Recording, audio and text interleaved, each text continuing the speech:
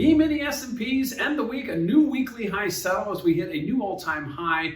Stocks continue to roar higher, seventh consecutive week of gains, and it looks to me like the risk on trade is well established, and certainly we'll need some major catalyst to reverse it. This week we heard from Fed Chair Powell. He talked about rates being low for longer. He talked about using other instruments, inflation, as opposed to raising rates. I think at this point, the stocks are going to continue to push higher. This zero interest rate environment is fueling it. Interest rates are very low, although they were slightly higher this week.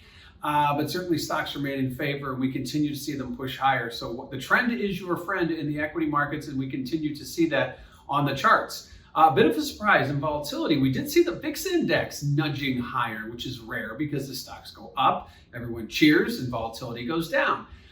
We did see a modest uptick over the last 2 to 3 weeks in the VIX, and I say modest, I mean very modest, but an uptick nonetheless. So we are starting to see some concern, nothing to write home about today, but the VIX index at around 22, 23, as opposed to 20, 21, doesn't scream volumes here, but at the same time, why is it going up if everything's okay? So there could be some caution being thrown into the wind. I look forward to not only some of the data we're getting this week and the jobs next week and the jobs number. I look furthermore to the election. There could be some defense being put in ahead of those November elections. So volatility nudging higher ever so slightly as the indices make new all-time highs. And let's talk a little bit what the Fed did this week. How did they extend these equity gains?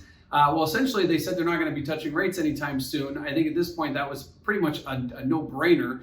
Likewise, Mr. Powell talked about other avenues they're going to take and how the Fed is going to continue to fuel, whether it's the encourage stimulus from the federal government, whether it's continuing to expand their balance sheet. But at this point, the Fed is not going to take their foot off the gas, and that is only a bullish signal for stocks, and they took off on it. So I think at this point, this week's Fed announcement from the Jackson Hole Symposium virtually was really what fueled us to these all-time new highs. Next week, obviously, the focus will be the jobs report. We get that on next Friday. That, whether it's good or bad, I think doesn't take away from what we saw this week from the Fed, and that is that low rates are going to fuel stock prices higher. So heading into the weekend, another new all-time high, another new all-time weekly settle as equities continue to roar higher.